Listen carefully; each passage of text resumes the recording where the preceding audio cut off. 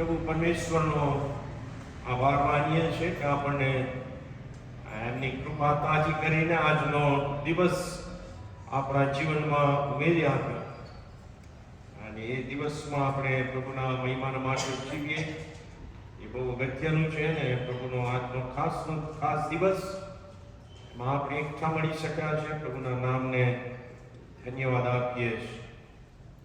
પ્રભુના વચનો હું વાંચવા માંગુ છું. ગણનાનું પુસ્તક તમે ખોલશો, ગણનાનું પુસ્તક એનો 21મો અધ્યાય.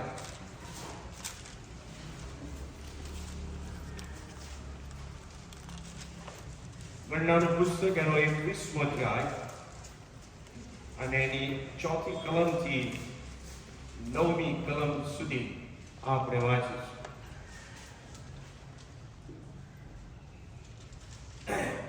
ઓકે, ગણના 21 4મી કલમથી. અને તેઓ એટલે કે મૂસા અને આખી ઇસ્રાએલ પ્રજા જેઓને મિસ્રની ગુલામીમાંથી છોડાવવામાં આવ્યા હતા, તેઓ હોર પર્વતથી સુફ સમુદ્ર એટલે કે લાલ સમુદ્ર ને માર્ગે અદોમ દેશની હદની બહાર રહીને ચક્રાઓ ખાઈને ચાલ્યા અને રસ્તાની લંબાઈના કારણથી લોકોના જીવ બહુ વધી રહ્યા અને લોકો ઈશ્વરની તથા મૂસાની વિરુદ્ધ બોલ્યા. શું બોલ્યા? તો કે જે તમે અમને અરણ્યમાં મરી જવાના માટે મિસ્રમાંથી કેમ કાઢી લાવ્યા છો? કેમ કે અન્ન નથી અને પાણી પણ નથી અને અમારા જીવ આ હલકા અન્નથી કંટાળે છે. અને એવા લોકોમાં આજ્ઞા સર્પ મોકલ્યા અને તેઓ લોકોને કરડ્યા અને ઇસ્રાએલમાંના ઘણા લોકો મરી ગયા. અને લોકોએ મૂસાની પાસે આવીને કહ્યું, અમે પાપ કર્યું છે, કેમ કે અમે યહોવાની તથા તારી વિરુદ્ધ બોલ્યા છે. યહોવાની પ્રાર્થના કર કે તે અમારી પાસેથી સર્પોને દૂર કરે. અને મૂસાએ લોકોને માટે પ્રાર્થના કરી અને યહોવાએ મૂસાને કહ્યું, તું એક આગ્યો સર્પ બનાવ અને એક ઝંડા પર તે મૂક. અને એમ થશે કે જે કોઈ દંસાયેલું હોય તે તેને જોઈને જીવતું રહેશે. અને મૂસાએ પિત્તળનો સર્પ બનાવીને તેને ઝંડા પર મૂક્યો અને એમ થયું કે જો કોઈ માણસને સર્પ કડ્યો હોય તો તે પિત્તળના સર્પને જોતો એટલે તે જીવતો રહેતો. આ પ્રભુના વચનો છે. આપણે આ વચનોમાં સમજવાના માટે જે પહેલા પ્રાર્થના કરીએ. પ્રભુ, ફરીથી આ તકના માટે અમે તમારો પુષ્કળ આભાર માનીએ છીએ. વાયરના માટે તમારો આભાર માનીએ છીએ. જે વચન આધારિત ગીતો અમે ગાઈ શક્યા, એનો આશીર્વાદ, એનો આનંદ અમને આપ્યો અને એ દ્વારા પ્રભુ અમે તમને મહિમા આપી શક્યા. માટે અમે તમારો આભાર માનીએ છીએ. આ ચર્ચના કેરટેકરના કુટુંબમાં પ્રભુ જે દુઃખદ બનાવ બન્યો, એ કુટુંબને ફરીને એકવાર અમે તમારા દિલાસા આપનાર ભુજોમાં સોંપીએ છીએ. તમારા દિલાસાથી તેઓને વિસ્તૃત કરો. નેલ્સનના આખા કુટુંબને તમારી કૃપામાં અમે સોંપીએ છીએ. મારી મેજની સંગત આશીર્વાદિત કરજો એવી પણ અમે પ્રાર્થના કરીએ છીએ. અને અનુસંધાનમાં પ્રભુ તમારું વચન અમે વાંચ્યું, બીજા વચનો પણ અમે વાંચીશું, એને સમજવાની કોશિશ કરીશું. ત્યારે વચનો લખાવનાર પવિત્ર આત્મા અમારી મદદ કરે એવી કૃપા અમે માંગીએ છીએ. એ વચનો સમજાવવા માટે મારા વિચારો, મારા મુખમાંથી નીકળતા વાક્યો પવિત્ર આત્મા પોતાના કંટ્રોલમાં લે અને પરિણામે હું જે કાંઈ સમજાવું એ તમારી ઈચ્છા પ્રમાણે હોય, તમારા મહિમાના માટે અને અમારા આશીર્વાદના માટે. તેથી આ સમયને અમે તમારા અધિકારમાં મૂકીએ છીએ અને બોલનારને અને અમને સાંભળનાર સર્વ ભક્તજનોને આજની આશીષથી વિસ્તૃત કરો.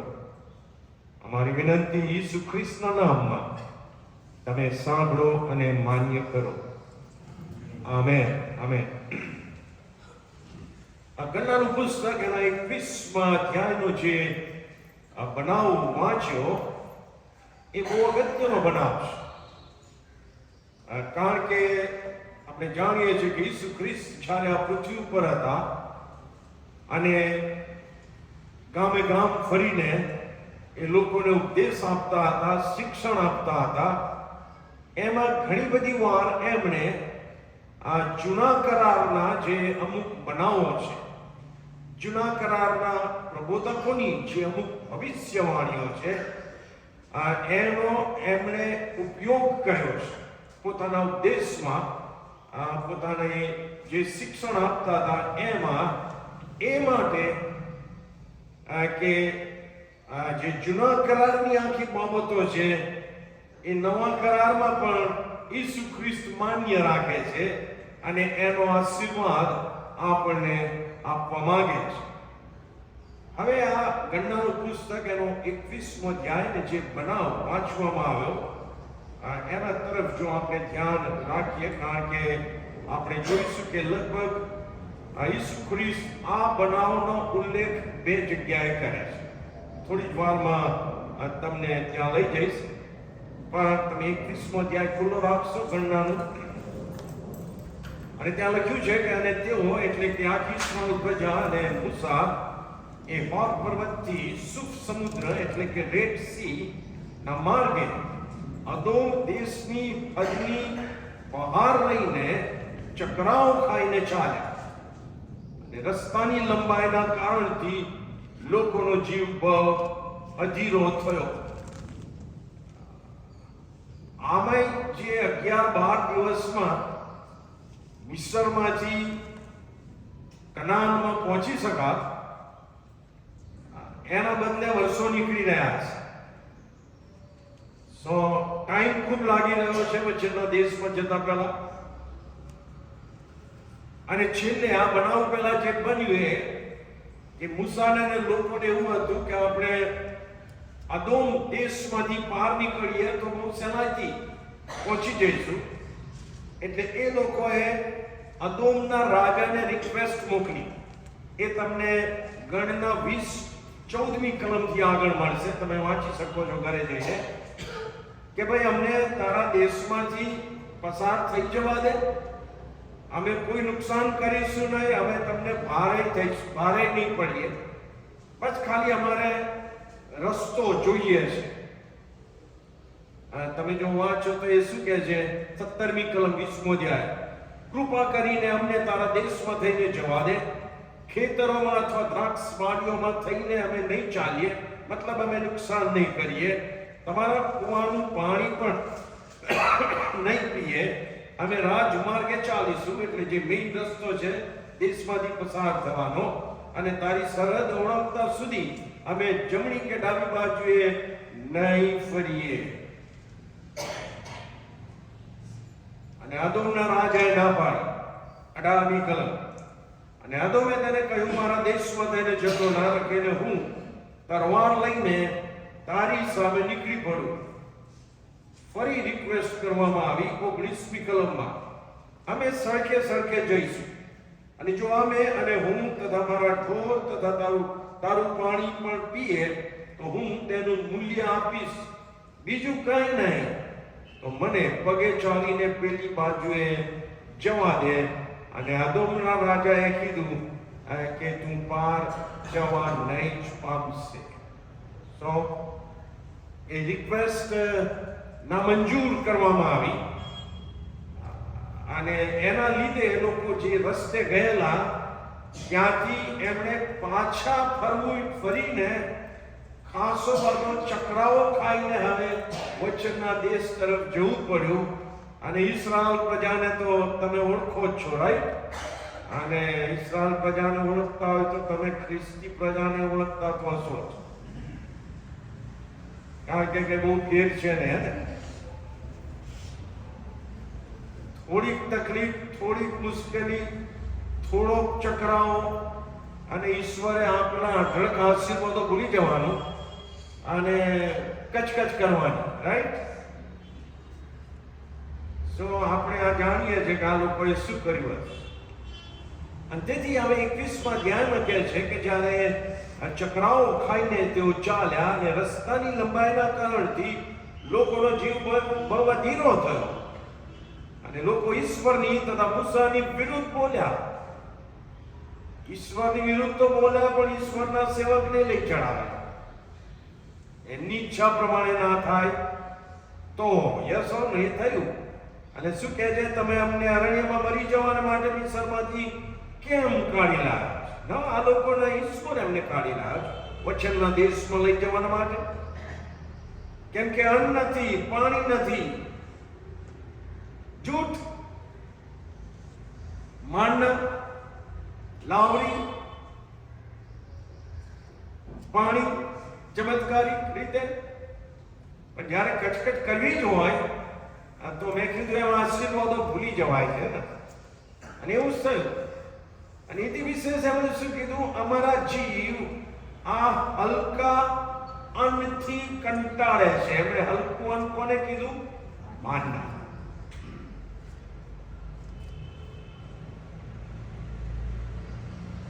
માનનાને તો સ્વર્ગીય ખોરાક પણ કહેવામાં આવે છે, રાઈટ?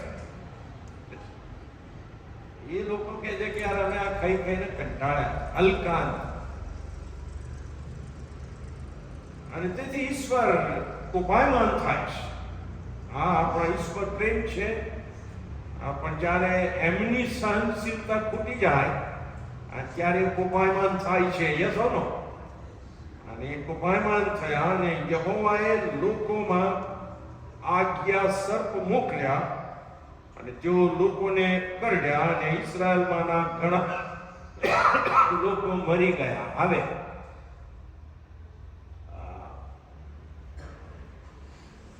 આ અરણ્યમાં આજ્ઞા સર્પો તો પહેલેથી હતા જ. ઈશ્વરે પેદા કરીને નથી માર્યા. કારણ કે આ આખી પડતર ને અરણ્ય વાળી જમીન, એમાં આવું બધું હોય, ઝેરી જનાવર, રાઈટ?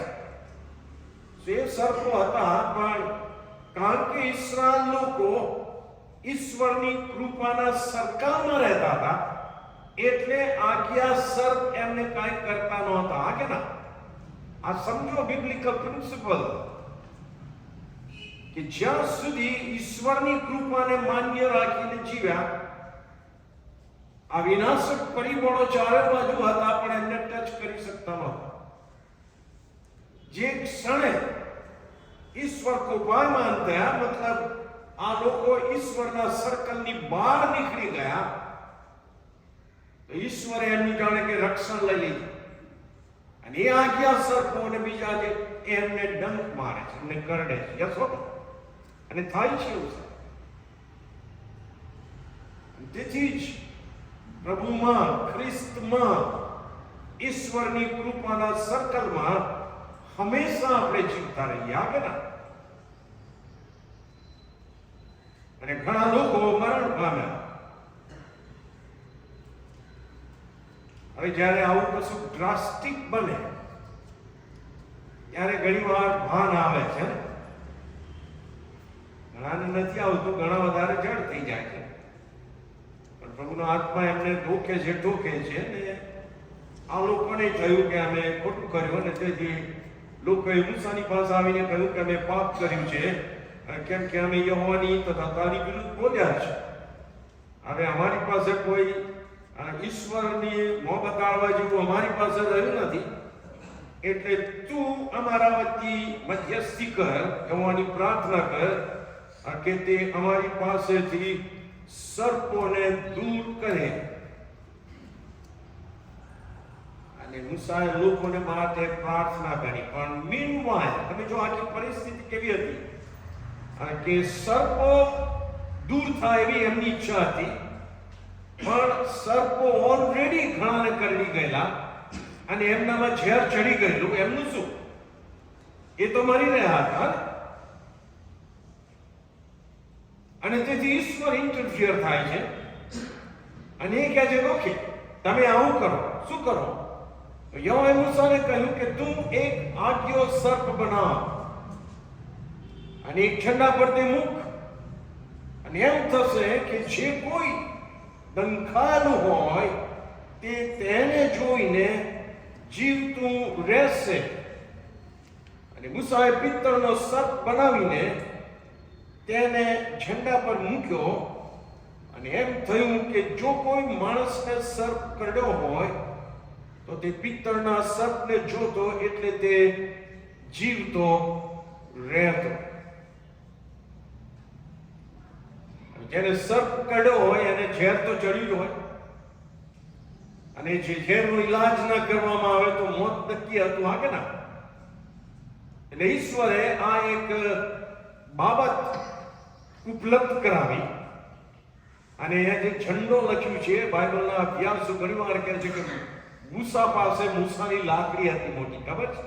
જેનો એને ફારૂન આગળ સર્પ બનાવેલો, તમને યાદ છે? એ લાકડીની ઉપર એને આગિયો પિત્તળનો સર્પ મૂક્યો હશે. વોટ એવર, ટૂંકમાં સર્પ ઊંચો કરવામાં આવ્યો.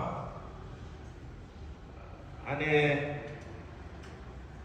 જે કોઈ ડંખાયેલું હતું એ સર્પને જોતો એટલે એ સાજો થતો, એ જીવતો રહેતો.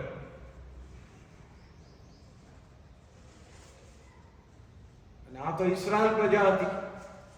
એટલે હું એવું માનું છું કે જેમણે ઈશ્વરે કરેલા આ પ્રબંધ પર વિશ્વાસ રાખ્યો હશે, ડંખાયેલા હશે અને વિશ્વાસથી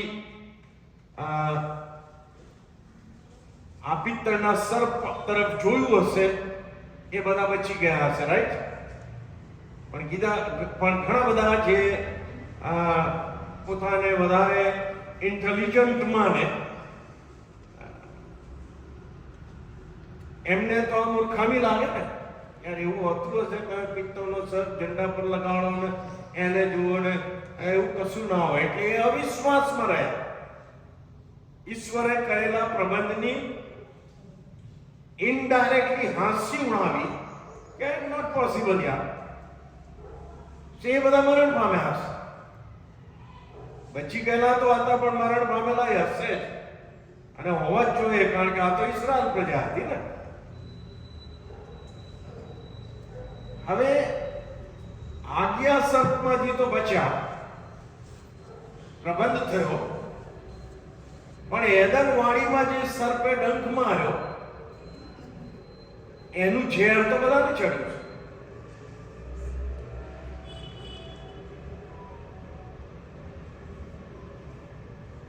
એનું ઝેર બધાને ચડ્યું છે. બાઇબલ કહે છે સગડાએ પાપ કર્યું છે અને ઈશ્વરના મહિમા વિશે સગડા અધૂરા રહે છે. રોમીયોના પત્રના 5મા અધ્યાયમાં 11મી કલમમાં કહે છે કે એક માણસના પાપના લીધે મરણે પ્રવેશ કર્યો અને એના લીધે સગડા મરણની સત્તામાં આવ્યા. યસ ઓર નો? સો આનું શું? આ ઝેરમાંથી કોણ બચાવશે? અને તેથી હવે તમે મારી સાથે યોહાનની સુવાર્તા અને એનો 3જો અધ્યાય ખોલો.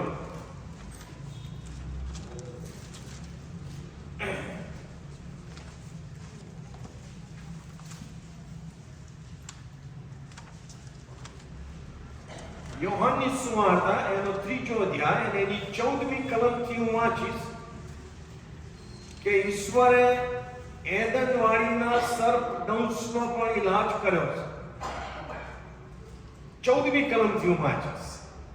આ ઈસુ ખ્રિસ્ત કહે છે, જેમ મૂસાએ રાનમાં સર્પને ઊંચો કર્યો તેમ માણસના દીકરાને ઊંચો કરાવવાની જરૂર છે. એટલે કોણ? ઈસુ ખ્રિસ્તને. એ માટે જે કોઈ વિશ્વાસ કરે તે તેનામાં અનંત જીવન પામે. પછી પેલી જાણીતી કલમ આવે છે, 16મી કલમ.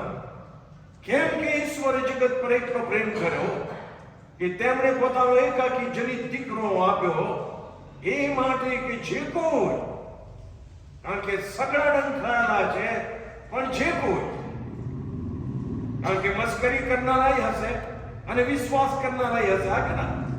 જે કોઈ તેમના પર વિશ્વાસ કરે તેનો નાશ ન થાય, પણ તે અનંત જીવન પામે.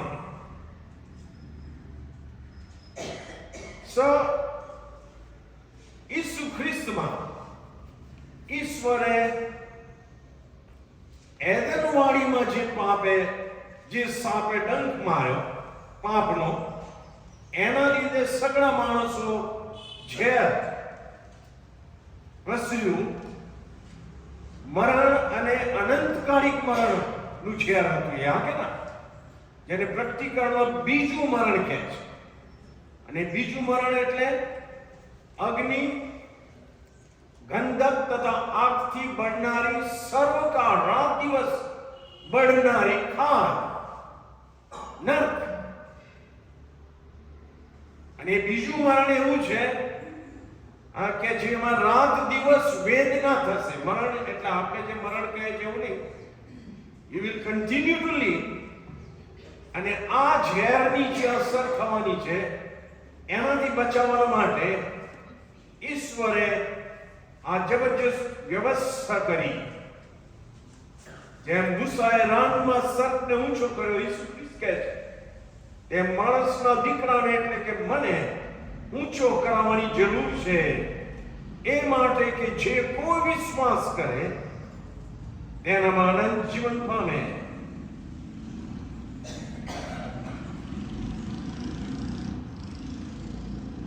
હવે આ ઈશ્વરે જે પ્રબંધ કર્યો છે, જેઓએ એ પ્રબંધને વિશ્વાસથી માન્ય રાખ્યો છે, એને આપણે બચી ગયેલા, તારણ પામેલા, નવો જન્મ મેળવેલા, નવું જીવન પ્રાપ્ત કરેલું, નવી ઉત્પત્તિ કહો એ બન્યા. યસ ઓર નો? આપણને એની ખાતરી છે. પણ હજી ઘણા એવા થઈ ગયા છે ભૂતકાળમાં, અત્યારે પણ છે અને થશે, કે જેઓને આ વધસ્તંભ ઉપર બલિદાન આપીને ઈસુ ખ્રિસ્તે જે બચાવનો માર્ગ ખોલ્યો એને મૂર્ખતા સમજે છે. અને તેથી મૂર્ખતા સમજવાના કારણે વિશ્વાસ કરતા નથી. જાણે છે બધું, દિમાગમાં બધું જ છે, સુવાર્તા આખી દિમાગમાં છે, હૃદયમાં આવી નથી, જીવનમાં આવી નથી, બદલાણ કર્યું નથી. યસ ઓર નો? કારણ કે deep in their subconscious mind they believe કે આ તો ફૂલિશનેસ છે યાર, આવું હોતું હશે. એને હસી નાખે છે, વિશ્વાસ કરતા નથી. અને સંત પાઉલે સત્ય ઉજાગર કરે છે પહેલો કોરિન્થી એના પહેલા અધ્યાયમાં. કોરિન્થની મંડળીને સંત પાઉલે લખેલો પહેલો પત્ર એના પહેલા અધ્યાય. સુવાર્તામાં તમે શું પ્રગટ કરો? વધસ્તંભે જણાયેલા ખ્રિસ્ત, જેમના પર વિશ્વાસ કરવાથી આપણને પાપોની માફી મળે છે, વગેરે વગેરે. હવે 18મી કલમમાં શું કહે છે? કેમ કે નાશ પામનારાઓને તો વધસ્તંભની વાત મૂર્ખતા જેવી લાગે છે. લખ્યું છે, હસી કાઢે છે. પ્રભુના સેવકો તરીકે અમને ખબર છે કે હસી કાઢે છે. ઘણા તમારા મોં પર મસ્કરી કરે છે, ઘણા તમારી પીઠ પાછળ મસ્કરી કરે છે. જો તમે એમને આ સત્ય જણાવો કે વધસ્તંભ પર ઈસુ ખ્રિસ્તના બલિદાનમાં વિશ્વાસ કરવાથી આપણે પાપના ઝેરથી, અનંતકાળી અગ્નિથી બચી જઈએ છે, અને એ મસ્કરી કરે છે. હે ને?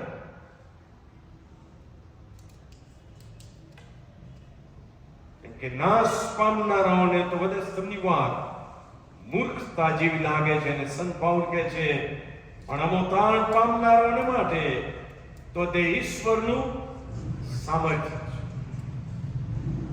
તેથી વાળાઓ, આ ઈશ્વરે કરેલા પ્રબંધ પર વિશ્વાસ કરવાની જરૂર છે. તમે 22 થી 25 કલમ વાંચો, પહેલો કોરિન્થી પહેલો અધ્યાય.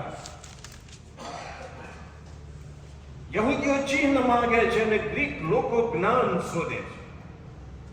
મિત્રો, ઈસ્રાયેલ પ્રજા હતી એ હંમેશા નિશાની માંગતી. અને ગ્રીક લોકો છે એ જ્ઞાન શોધતા. સંત પૌલ કહે છે પણ અમે તો વધસ્તંભે જડાયેલા ખ્રિસ્તને પ્રગટ કરીએ છીએ.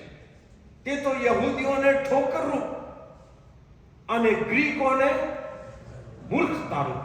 વધસ્તંભની વાત તારણ પામનારાઓને ઈશ્વરનું સામર્થ્ય, નાશ પામનારાઓને વધસ્તંભની વાત મૂર્ખતારૂપ લાગે છે. અને અહીંયા શું કહે છે?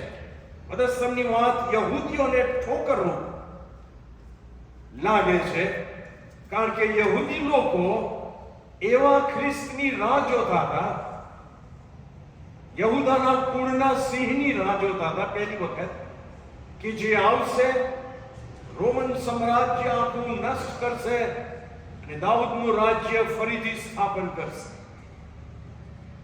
પણ જ્યારે ઈસુ ખ્રિસ્ત દેવના હલવાન તરીકે આવ્યા પહેલા અને જે શિક્ષણ આપ્યું અને વધસ્તંભ ઉપર બલિદાન આપ્યું, યહૂદીઓના દિમાગમાં આ બેસતું નહોતું કે ખ્રિસ્ત તો પાવરફુલ લાયન જેવો હોય, આવું વધસ્તંભ ઉપર નિસહાય નિર્બળ હાલતમાં મરી જાય, એ તો મૂર્ખતા કહેવાય વિશ્વાસ કરવો કે ખ્રિસ્ત. આજની તારીખમાં જો પ્રભુનો આત્મા એમને ભાગે તો જ એ લોકો ઈસુ ખ્રિસ્ત પર વિશ્વાસ કરે છે. અને ગ્રીક લોકો મોટા ભાગના ફિલોસોફરો એ ગ્રીક લોકોમાંથી આવ્યા છે, હા કે ના? અને એ લોકો જ્ઞાનની વાત શોધે, તો એમના દિમાગમાં આ ના બેસે કે આ ખ્રિસ્તીઓ ઈશ્વરની વાત કરે છે, ઈસુ ખ્રિસ્ત ઈશ્વર હતા. જો એ ઈશ્વર હતા તો એ મારી કેવી રીતે જાય વધસ્તંભ? આ ફિલોસોફરોના દિમાગમાં આ પણ બેસતું નહોતું. એટલે યહૂદી લોકોના માટે ઠોકરરૂપ વધસ્તંભની વાત અને ગ્રીકો જ્ઞાનીઓના માટે એ મૂર્ખતારૂપ લાગે. યસ ઓર નો? પણ તારણ પામનારોના માટે એ ઈશ્વરનું સામર્થ્ય છે. આગળ વાંચો શું કહે છે સંત પૌલ. 23મી કલમ હું ફરી વાંચીશ. અમે તો વધસ્તંભે જડાયેલા ખ્રિસ્તને પ્રગટ કરીએ છીએ. તે તો યહૂદીઓને ઠોકરરૂપ, ગ્રીકોને મૂર્ખતારૂપ લાગે છે. પરંતુ જેઓને તેડવામાં આવે, પછી તે યહૂદી હોય કે ગ્રીક હોય, તેઓને તો ખ્રિસ્ત એ જ ઈશ્વરનું સામર્થ્ય તથા ઈશ્વરનું જ્ઞાન છે. કારણ કે માણસોના જ્ઞાન કરતા ઈશ્વરની મૂર્ખતામાં વિશેષ જ્ઞાન છે અને માણસોની શક્તિ કરતા ઈશ્વરની નિર્બળતામાં વિશેષ શક્તિ છે. એક દ્રષ્ટિકોણથી લાગે કે ઈશ્વરે આવો મૂર્ખામી વાળો માર્ગ કેમ અપનાવ્યો વધસ્તંભનો, હા કે ના? અને આવી નિર્બળતામાં એ મરણ પામે છે. પણ આપણે જો એને સમજીએ તો એ ઈશ્વરની મૂર્ખતા લાગતી બાબત, એમાં ખરેખર ઈશ્વરનું જ્ઞાન પ્રગટ થયું છે. અને નિર્બળતા લાગતી બાબતમાં ઈશ્વરનું સામર્થ્ય પ્રગટ થયું છે. કારણ કે ઈસુ ખ્રિસ્ત મરણ પામીને મરણાવસ્થામાં રહ્યા નહીં, એમને ઉઠાડવામાં આવ્યા, એમને જીવંત કરવામાં આવ્યા. યસ ઓર નો? આજની તારીખમાં આ વાસ્તવિકતા છે કે વધસ્તંભની વાત ઘણાને મૂર્ખતારૂપ અને ઘણાને ઠોકરરૂપ લાગે છે. અમે ચારે બાજુ જઈને પ્રભુનું વચન પ્રગટ કરીએ છીએ, પણ આ અનુભવ અમને થાય છે એ વાત સાચી છે. જ્યાં જ્યાં ખ્રિસ્તની સુવાર્તા પ્રગટ કરવામાં આવે છે,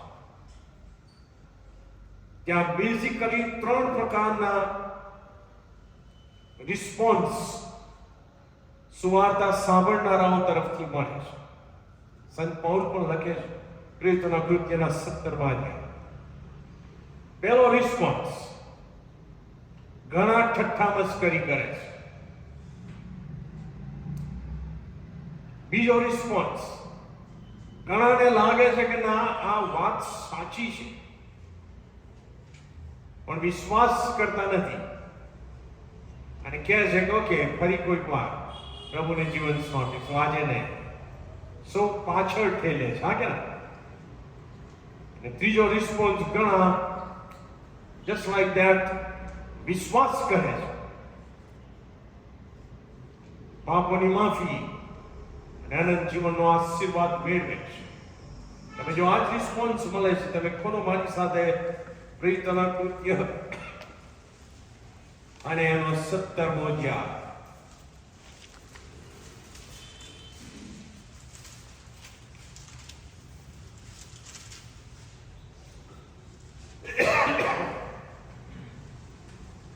ફિલોસોફર આગળ આથેન્સમાં સંત પાઉલે જે ભાષણ કર્યું એ છે, તમને મળશે પ્રેરિતોના કૃત્ય 17-16મી કલમથી આગળ.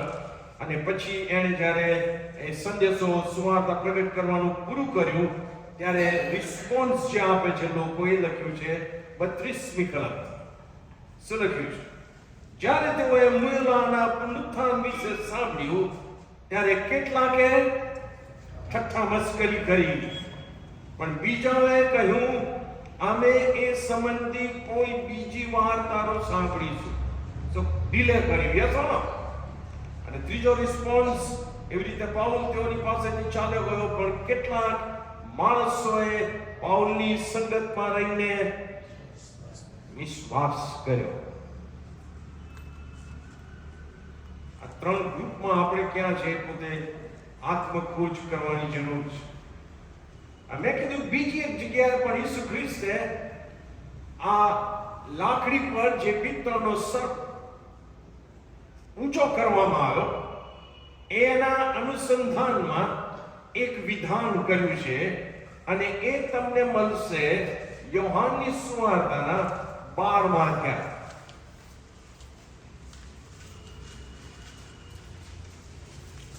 યોહાનની સુવાર્તા અને એનો 12મો અધ્યાય.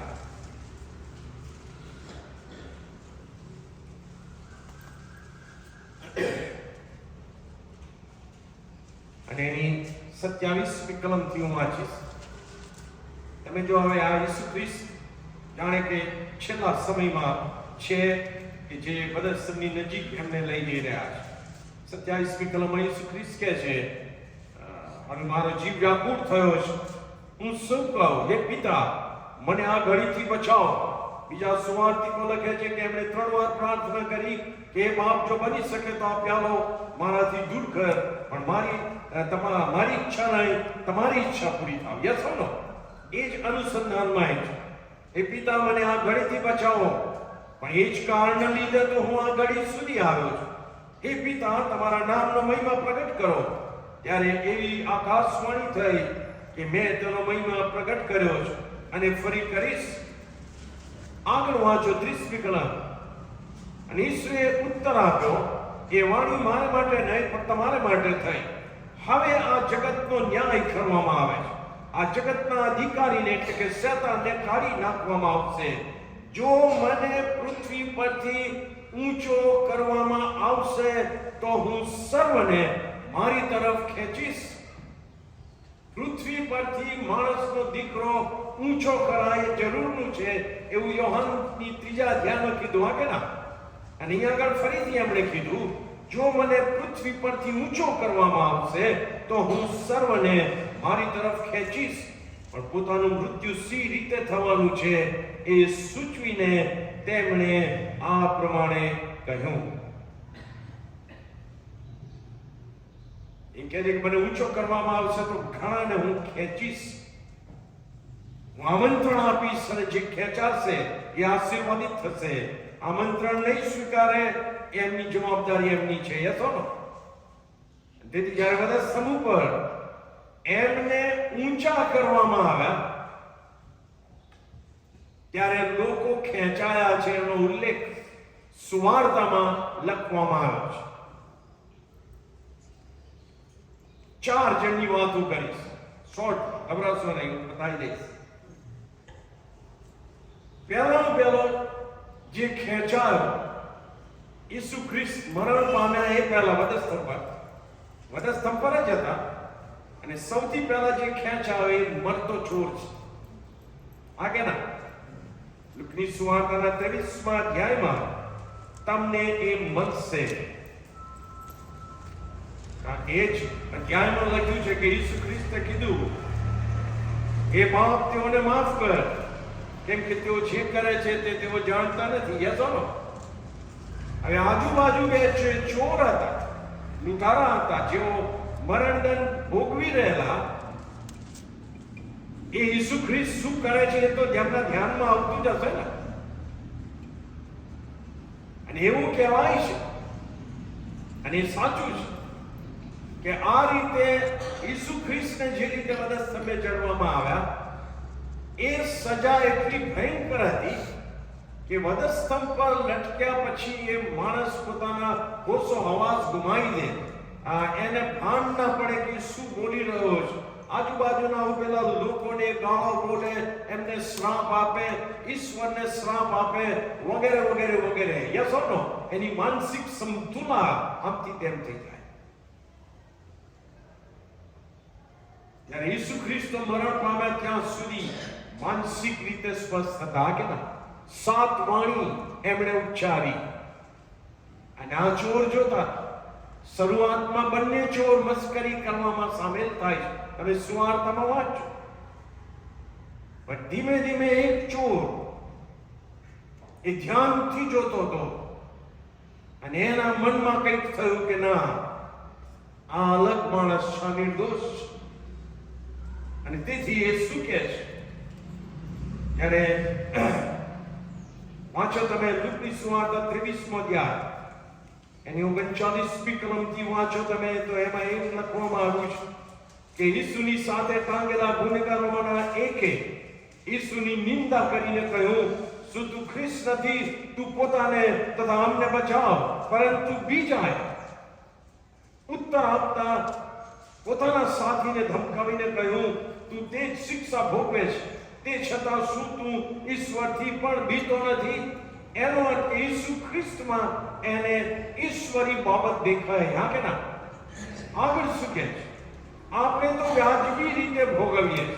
આપણે તો લૂંટ કરી, મર્ડર કર્યું એટલે વ્યાજબી રીતે ભોગવીએ છીએ. પણ કેમ કે આપણે આપણા કામનું યોગ્ય ફળ પામીએ છીએ. પણ એમણે કંઈ ખોટું કર્યું નથી, એ તો નિર્દોષ છે.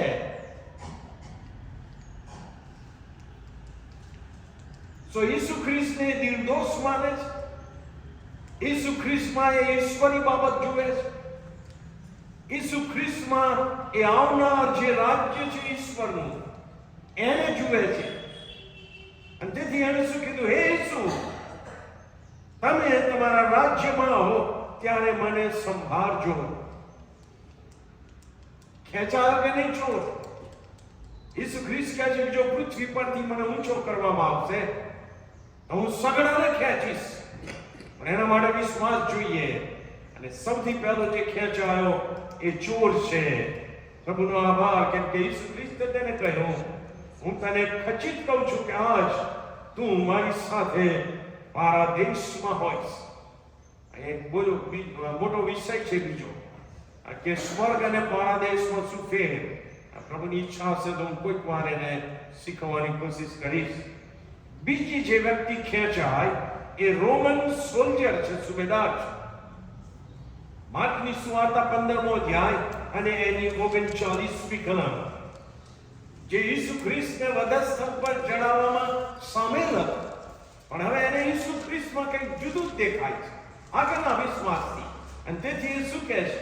માર્ક 15 અને 39માં, જે સુબેદાર તેમની સામે ઊભો હતો, તેણે જોયું કે ઈસુ ખ્રિસ્તે આવી રીતે પ્રાણ છોડ્યો, ત્યારે તેણે કહ્યું, ખરેખર આ માણસ ઈશ્વરનો દીકરો હતો. બે વ્યક્તિ ખેંચાય. હવે મરણ પામે છે. અને સાંજે 6 વાગ્યા પછી ઈસુ ખ્રિસ્તની લાશ રહેવા દેવાય નહીં. 6 વાગ્યા પહેલા ઉતારી લેવી પડે. અને 2 છુપા શિષ્યો ખેંચાય છે. એક છુપો શિષ્ય છે જેનું નામ છે આરિમથાનો યુસફ. તમે વાંચો 4 સુવાર્તામાં એનો ઉલ્લેખ.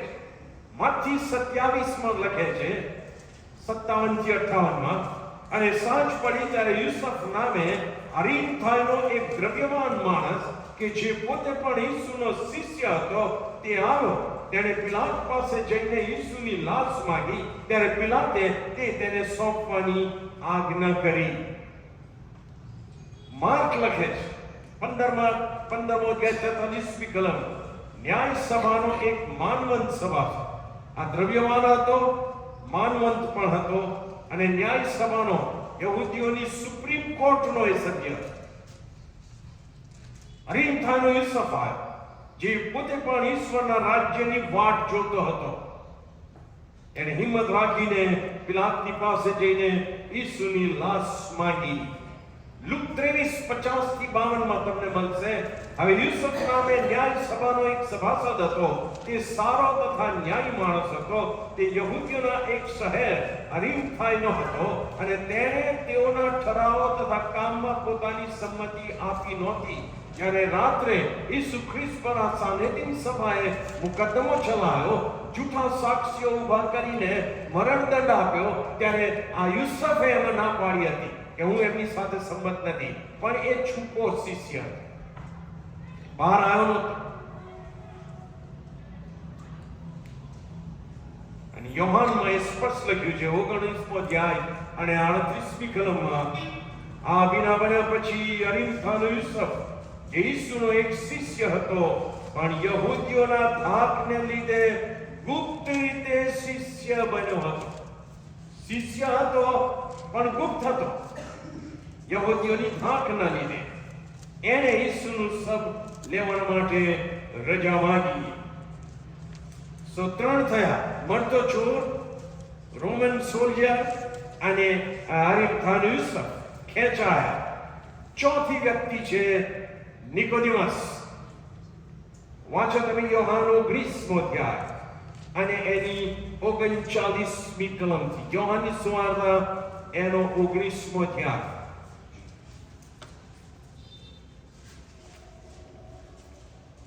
વળી નિકોદેમસ, જે પહેલો રાત્રે ઈસુની પાસે આવ્યો હતો. યોહાનની સુવાર્તા 3જો અધ્યાય.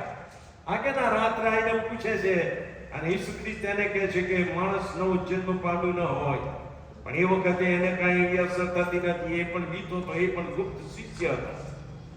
એ પણ આશરે 100 શેર બોળ તથા અગરનું મિશ્ર લઈને આવ્યો. હવે એમની બીક જતી રહી છે. હવે એ છુપા શિષ્યો નથી. હવે એ જાહેર થઈ જવા માંગે છે. હા કે ના? અને તેથી યુસુફ પિલાત પાસે જાય છે અને કહે છે કે મને ઈસુની લાશનો કબજો જોઈએ. અને આ બાજુ નિકોદેમસ આવે છે અને એ કહે છે કે આપણે એમની લાશને દફનાવીએ. નિકોદેમસ જાય છે શહેરમાં, ગામમાં, અને આશરે 100 શેર બોળ તથા આગળનું મિશ્ર લઈને આવ્યો.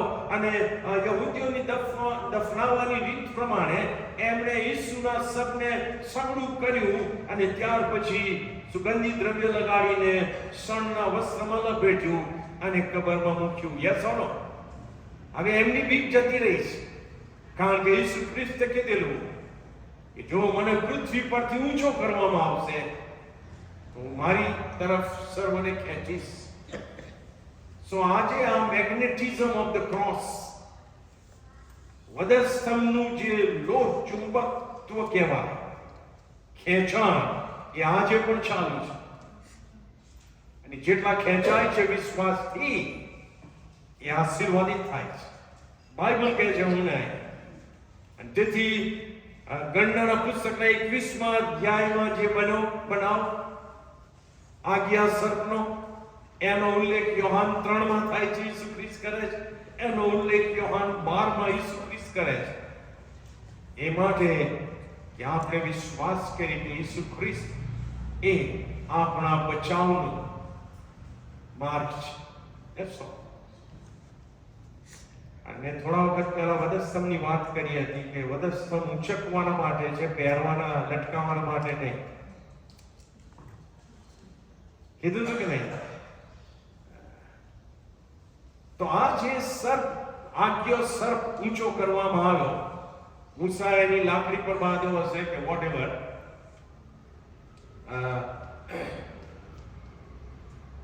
અને જેટલા આશીર્વાદિત થયા એ લોકોએ એ સર્પને પછી રાખી મૂક્યો. અને એની આગળ ધૂપ પાડતા. કારણ કે અમને છોડાવનાર તો આ જ છે, બચાવનાર આ જ છે. અને કહેશો કે બાઇબલમાં લખ્યું છે, હું કહીશ કે આ 101% લખ્યું છે. કારણ કે બાઇબલમાં લખ્યું ના હોય તો હું અહીંયાથી કદી બોલતો નથી. અને મારી સાથે બીજો રાજા એનો 18મો અધ્યાય ખોલો અને પછી હું બંધ કરીશ. બીજો રાજા એનો 18મો અધ્યાય, એની પહેલી 4 કલમમાં તમને એનો ઉલ્લેખ મળશે. બીજો રાજા 18 1 થી 4.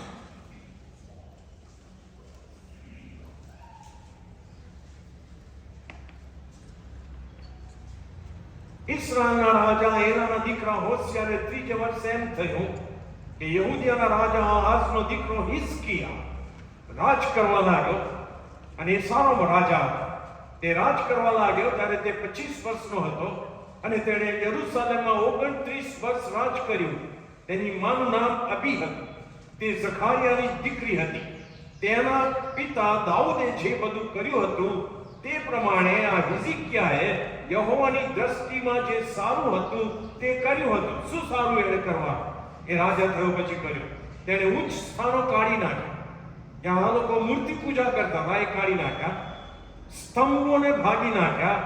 અશેરા મૂર્તિને કાપી નાખી, અને મૂસાએ બનાવેલા પિત્તળના સાપના તેણે ટુકડા કરી નાખ્યા. કેમ કે તે દિવસો સુધી ઇઝરાયેલી લોકો તેની આગળ ધૂપ બાળતા હતા, અને તેણે તેનું નામ નહુસ્તાન પાડ્યું, જેનો અર્થ થાય છે the copper serpent of the desert, અરણ્યનો પિત્તળનો સાપ. લખ્યું જ બાઇબલ. માણસો આવી ભૂલ કરી બેસે. વધસ્તંભને આપણે માન આપીએ ચોક્કસ, પણ એનાથી વિશેષ આપણે વધસ્તંભ ઉપર જેમણે બલિદાન આપ્યું એ ઈસુ ખ્રિસ્તમાં જીવીએ એ વધારે આશીર્વાદ છે. આ સમજવાના માટે આને પાપના ઝેરથી જે અનંતકાલિક નાશમાં લઈ જવાના માટે છે, એનાથી આપણે ઈસુ ખ્રિસ્ત પર વિશ્વાસ રાખીને બચીએ એ જ ઈશ્વરની ઈચ્છા છે. તેથી આ મેચની સંગતમાં આપણે આવીએ ત્યારે યાદ રાખીએ કે આપણા માટે ઈસુ ખ્રિસ્તે આ બલિદાન આપ્યું છે. પોતાનું શરીર ભંગાવા દીધું, પોતાનું રક્ત વહેવડાવ્યું એ માટે કે આપણે જીવનમાં આશીર્વાદિત થઈએ, આ જીવનમાં અને આના જીવનમાં. પ્રાર્થના કરીએ. પ્રભુ, ધન્યવાદ આપતા અમે તમારી આણ સ્વીકારીએ છીએ. તમારા વચનો અદ્ભુત છે પ્રભુ. એને જ્યારે અમે તમારા આત્માની પ્રેરણાથી સમજીએ છીએ તેનો આશીર્વાદ અમને મળે છે. આ જે આશીર્વાદ અમને આપ્યો એના માટે આભાર માનીએ. હવે મેજની સંગતના અમે ભાગીદાર બનીએ ત્યારે પ્રભુ અમે બલિદાન આપનાર ઈસુ ખ્રિસ્તને માન, મહિમાને ગૌરવ આપીએ, એમનો આભાર માનીએ, અને અમારા જીવનનો પુનઃ સ્વાર્પણ કરીએ. એવું અમારા હાથમાં તમે તમારા અમારી વિનંતી ઈસુ ખ્રિસ્તમાં તમે સાંભળો અને માન્ય કરો. આમેન.